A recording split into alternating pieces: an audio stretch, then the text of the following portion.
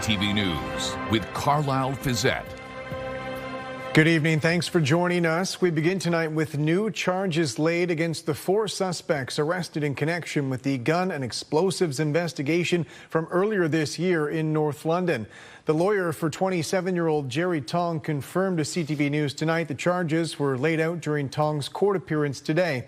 The new offenses include possession of explosive substances against all 4 suspects, as well as possession of stolen property taken from Western University. In total, 31 separate counts have now been laid. 2 of the 4 suspects, Tong and 26-year-old Fei Han, remain in custody. The other 2, Zekun Wang and Feiang Ji, are out on bail.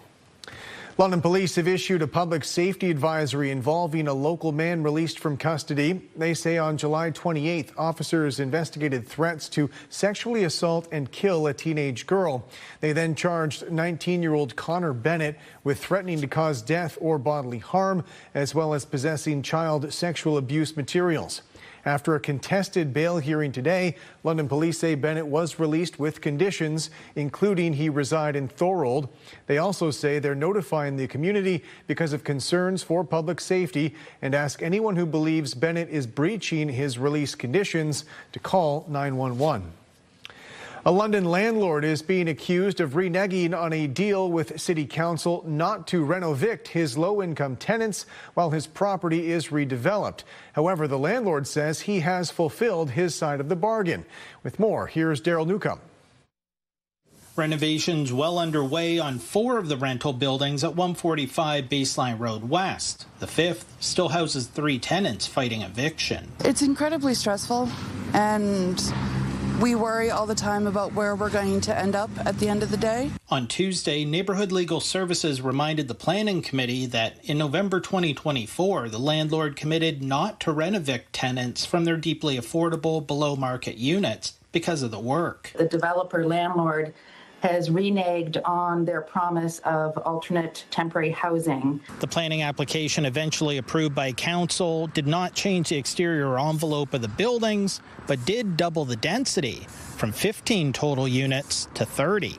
This is what the planning consultant for owner Carlos Afanador told the committee at the time. We are committing to moving those tenants into temporary housing on the site until such a time that their units are renovated and they'll be able to come back. Now, Ward Councillor Skylar Frank wants city staff to report back on any potential options the city has to enforce that commitment. The commitments made about this development did influence the decision made at council, and so I'm wondering if there is some sort of process we can take. City staff said temporary accommodation agreements can't be enforced under the Ontario Planning Act, but they will look into any other options. We did meet with the owner and we did discuss this temporary arrangement, and at the time there was a voluntary confirmation that would be offered. By text message, landlord and developer Carlos Afanador disputes what was said at Tuesday's planning meeting. He claims to have offered alternate accommodations to the 3 remaining tenants. Quote,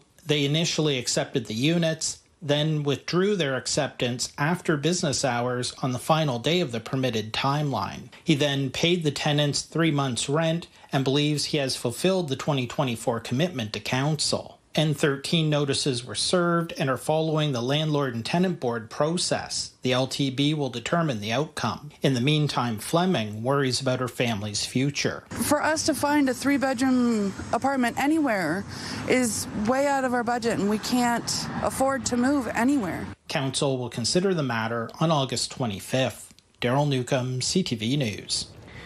City Hall officials are considering a special tax credit for owners of standalone heritage buildings.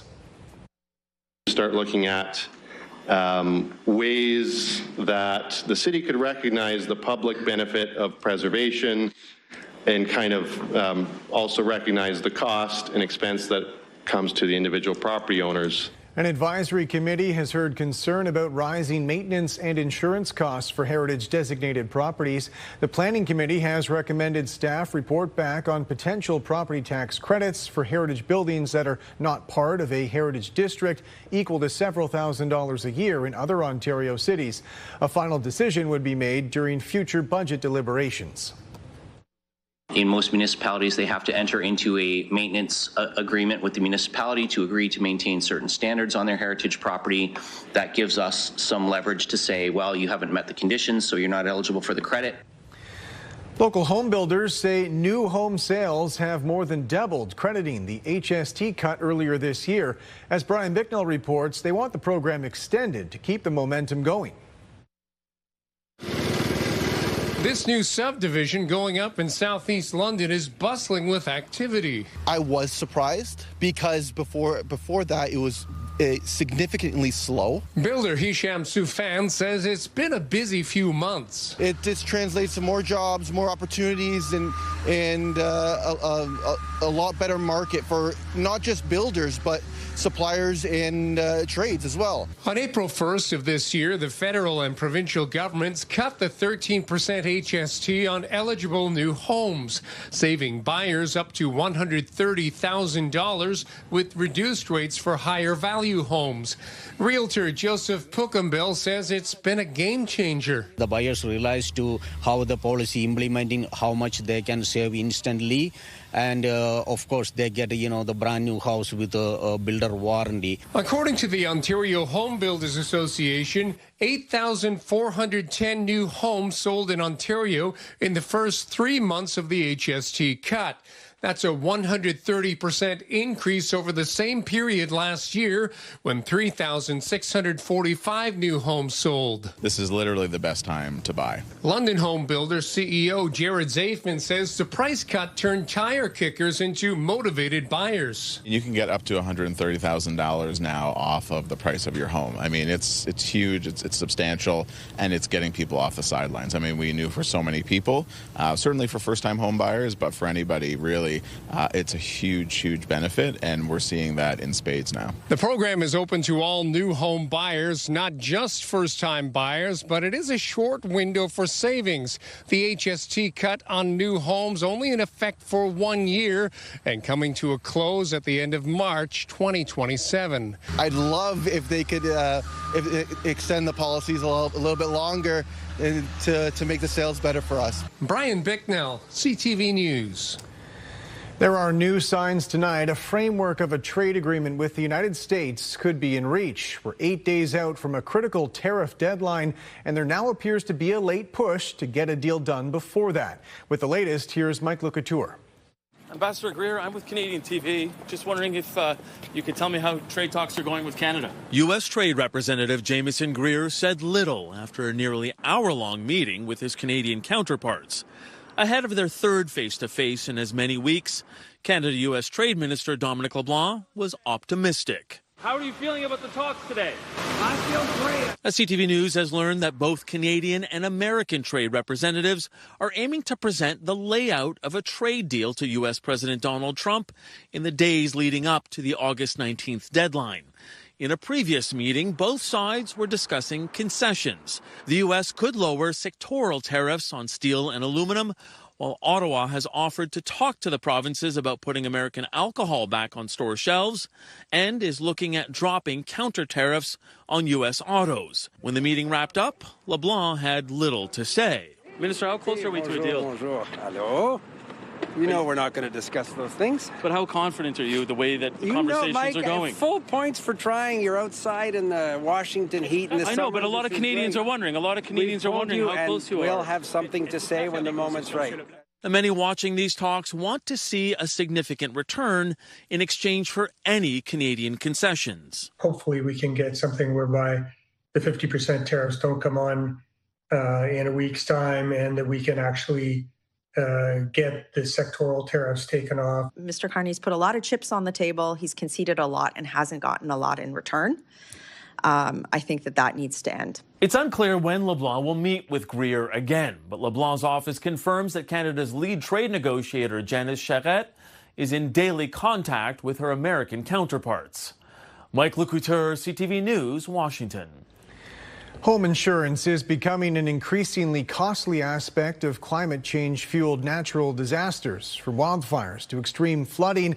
As Adrian Gobriel reports, for some property owners, coverage may not even be available. For From deadly infernos to dangerous downpours, Canadian communities are being ravaged by climate catastrophes. Parts of Canada that haven't typically experienced natural disasters are experiencing those. Flooding remains the primary source of insured losses across the country. We know from the Insurance Bureau of Canada that approximately 6% of the Canadian housing market is now uninsurable for flood risks. So that's approximately 850,000 homes can no longer get insurance for flooding. In 2025, flooding caused over $1 billion in insured losses in Canada. In 2024, that number spiked to more than $4 billion. And now Canadians in flood zones aren't just running into issues with insurance companies. Mortgage providers such as Desjardins Financial, they've stopped offering mortgages in certain high-risk flood zones, such as in Quebec. So when I think of these events, I think of people themselves being impacted. Alberta has seen the largest increase in homeowner insurance, with premiums climbing more than 390% over the last 20 years. And with the increased frequency of forest fires, insurance rates could creep higher nationwide. You're seeing wildfires in parts of the country that we are not used to. Newfoundland, Nova Scotia, encroaching to the Metro Vancouver area. The hard truth is, if you live in an area that's at higher risk and you can still get insurance, prepare to pay more. Adrian Gobriel, CTV News, Toronto. Staff at a St. Thomas Animal Rescue say their future is at risk, told to pay nearly $200,000 by the province's animal welfare watchdog. Jerry Dewan has more on the circumstances leading to that bill and what they hope to do about it. Biscuit is one of just over 60 cats currently on site at Saving Animals Lives Together, or SALT. SALT opened its Talbot Street location in September of 2024 and has had a number of visits from provincial inspectors since that time. Agency founder Bonnie Smith says inspections have been helpful and instructive, but she says the tone changed during a visit in May. It was more of a demanding, like, you're doing this, or this shouldn't be happening, and we just felt like criminals. We were in tears for 3 weeks.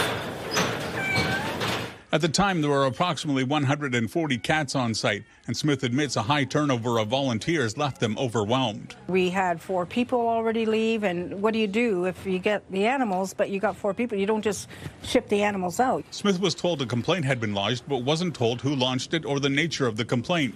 The Provincial Animal Welfare Service, known as PAWS, assigned a designated shelter vet and transferred about 60 cats to the Toronto Humane Society. Approximately 60 others were removed, with 17 being euthanized. Late Monday afternoon, SALT received a statement of account indicating they owed almost $200,000 for vet services and shelter for those cats. It's due August 25th. Well, Smith has launched a fundraiser to try and collect the $198,000. She's also looking at ways that she can challenge the statement of account. We will be putting complaints in. We will be putting appeals in. And that's all we can do. In the meantime, none of the cats currently in Salt Rescue can be put up for adoption. The Provincial Animal Welfare Service is part of the Ministry of the Solicitor General. A ministry statement to CTV News said no comments can be made at this time because there is an ongoing investigation. In St. Thomas, Jerry Dewan, CTV News. One of Canada's largest motocross events is coming to Huron County this week, and with it comes the risk of crashes. In fact, the likelihood is high enough. Local emergency responders are running specialized training sessions, preparing for the anticipated injuries. With more, here's Scott Miller. One of Canada's largest motocross events is taking place this week in Walton. Races will be won, trophies will be hoisted, but it will also be a week where some of Walton's 980 motocross riders will end up at the Seaforth Hospital's emergency room. We can see everything from small, simple cuts and lacerations right up to some more serious traumas, similar to what we were playing with here today. He does have knee braces on. Cameron is helping to oversee specialized motocross injury training at the Seaforth Hospital, where they see a rise in trauma patients every year during Walton's Trans-Can Amateur Grand National Championships, happening this week and weekend. Especially in an event like this, we could see kids coming in, teenagers coming in, and of course adults. And pediatric patients are always a little bit scarier than adults because they're not something that we see all the time. Unless you're a motocross rider yourself, just removing a rider's specialized helmet can seem complicated, let alone trying to remove it during an emergency situation. We try to do this yearly, actually, and just try to come up with a really good, fresh scenario every time and give them the opportunity to practice equipment removal, IV starts, fluid administration, all the things that they would normally need to know in the moment when, those stressful situations are happening. While everything's done to try and ensure the safety of riders at the Walton Transcan or any motocross race, it is a potentially dangerous sport. People can get injured riding on their motorbikes. So officials here at the hospital and at the motocross say it's best to be prepared in case something does happen. A recent study found 95 out of every 1,000 riders suffers some sort of injury while racing. This specific trauma scenario we're offering right now just to prepare as this event comes, so that our staff are just ready and prepared for every event that could happen. It's great being able to partner with the local resources so that we're all one team working towards the same goal, which is to make life easy for anybody that does get hurt. In Seaforth, Scott Miller, CTV News. Later on CTV News, next day delivery. A custom baseball cap returned within 24 hours after flying out the window on the 401.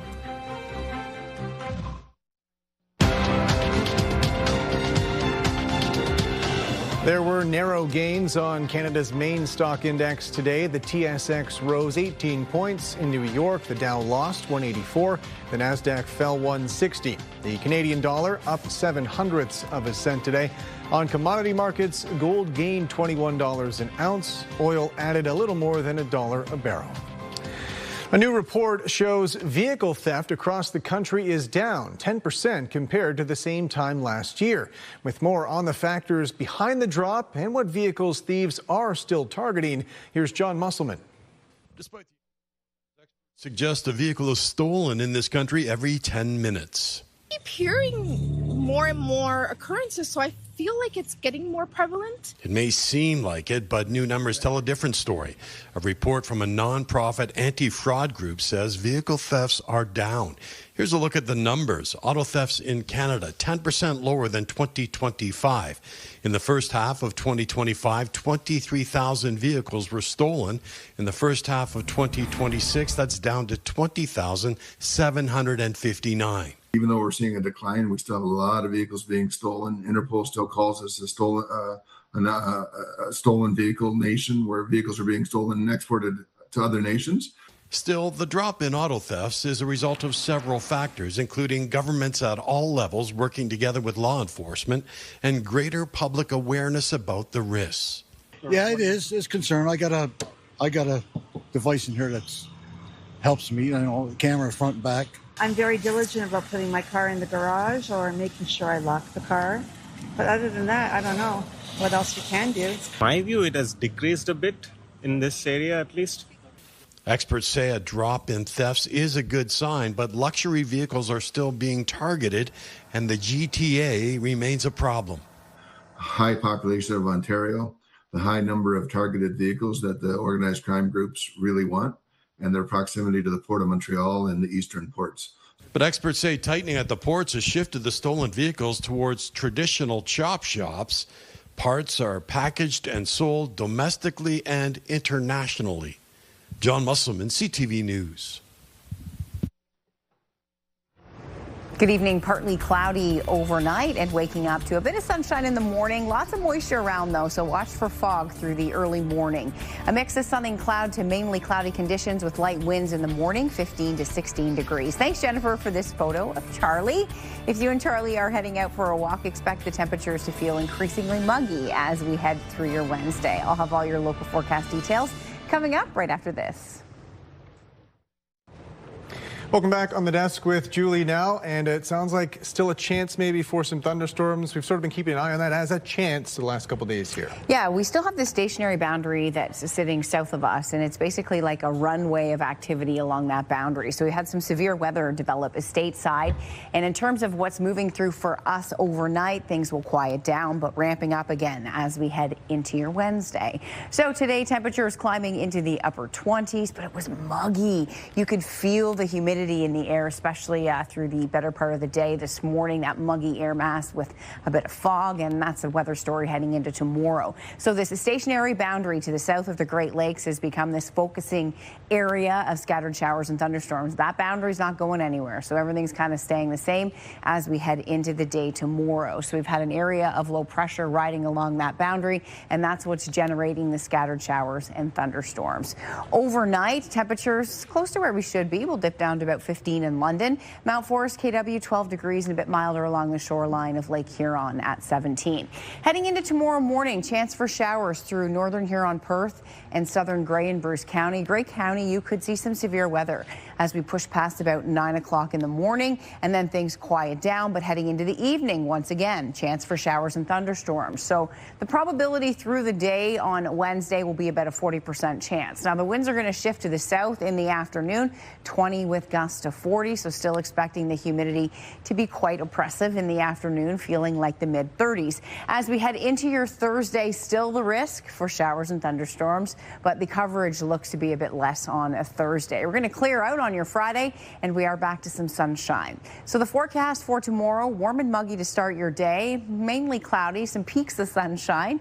And then as we head into the afternoon, the high 26, feeling about 10 degrees warmer in the area, so feeling like the mid-30s. Scattered showers and thunderstorms linger as we head into Thursday, but then we clear on Friday and we're back to sunshine. Now, we don't have any 30-degree days coming up in terms of our daytime high, but we will be talking a bit of humidity in the extended forecast. The sunshine for your Saturday looking good, a beautiful way to start the weekend, and then a mix of sun and cloud with the risk of showers developing on Sunday. A mix Monday into Tuesday, daytime highs at 24 degrees. So I know many people still making those wonderful summer plans, and if you're taking a later vacation this summer, we do have some nice weather and some great outdoor conditions heading into next week with temperatures that are quite comfortable for this time of year. Midwestern Ontario, I mentioned some showers heading into tomorrow morning.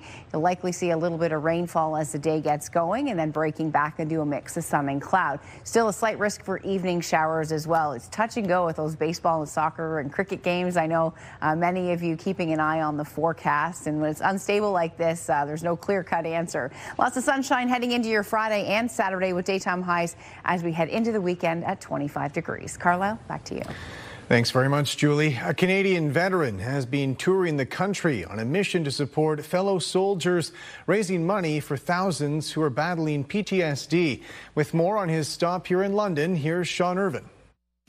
Some wear their heart and message on their sleeve. Bob Burton wears his on his vest and on his car. Bob is a veteran with 28 years of service in multiple theaters, including Afghanistan. Now, after his own battle, he wants to help others. Why do I want to do that? Because there's lots of us out there, like I did, isolated for years. The East Coaster reports he began to disconnect after witnessing children killed in an explosion in Afghanistan. In 2014, he sought help. They said that's where my trauma stems from. But identifying the source did not ease the pain. Alcohol did for a time, but ultimately, it was all too much. 4 years ago, I tried to commit suicide. His son intervened. So I came out of the woods in New Brunswick. Long story short, I don't have those thoughts and tendencies anymore. But to heal, he needed a purpose, and that purpose became his plan to drive his electric car from one end of the country to the other and back again, to raise funds for homeless veterans through the charity Vets Canada. Now on his return trip, he passed through London. In 1 month, his journey will end in Newfoundland. At each stop, he speaks to veterans and supporters at local legions. If I can get the message out across the country and tell my story and be vulnerable, maybe others out there will see me and say, hey, maybe it's my time. Along the way, other veterans, including Bradley Sullivan, have stepped up to offer a night away from sleeping in the car. I'm praying that other people will understand what he's doing, why he's doing it, and hopefully be able to make a contribution, however big or small. So far, Bob has raised $16,000 in cash, along with a still-to-be-counted online component. A $100 donation from a homeless veteran in Winnipeg has stuck with him. He said, I'm okay now. He said, I'm off the streets. I have a job.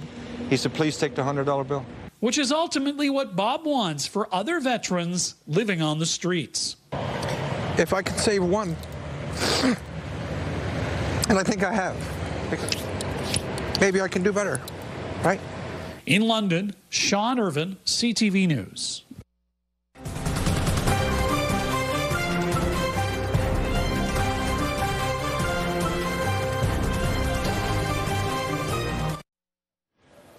Welcome back. Finally tonight, a young baseball player who lost a key piece of his team uniform when it flew out the window on the 401. He wasn't able to retrieve it, but as Sanjay Maru reports, someone did and got it back to him the very next day. Baseball has its share of magical moments, but this one happened off the field. It all starts Saturday when Windsor Stars player Brock Whitson and his parents were heading home from Ottawa. The family was driving along Highway 401 when traffic slowed down and they rolled down the windows. Brock had his hat sitting on top of his golf clubs near the window, which we didn't realize. When traffic sped up, the cap flew out. Another driver alerted them, but the family could not stop safely. Brock said, I just lost my baseball hat that I need for the Nationals that are coming up in New Brunswick in 2 weeks. He was very disappointed. But what the family did not realize is that a driver traveling behind them had retrieved it, not knowing whose it was. The next day, that man was at the Vollmer complex in LaSalle, where Windsor Stars coach Ron Smith happened to be wearing the same team cap. And he says, I like your hat. I've got one just like it. He says, and I got a number on the back. I said, what number? He said 30. Where'd you find it? He said on the 401. Only the team's personalized caps have player numbers, and Smith knew number 30 belonged to Whitson. A hat lost near Cambridge, picked up by someone from LaSalle, who then crossed paths with Whitson's coach. What's the chances? 1 in a million or zillion? I don't know. The cap carries extra meaning, honoring the team's late PA announcer, and is the same one Whitson wore as the Stars won the Ontario Championship. That person that took the time to get the hat and return it, and it's just amazing. The family wants to thank that person, but the coach says he only got his first name, Mike, the man who made the ultimate catch on the 401, ensuring number 30's ball cap made it home safe. Sanjay Maru, CTV News. That's it for us. Thanks for watching. For all of us at CTV News London, I'm Carlyle Fiset. Have a good night.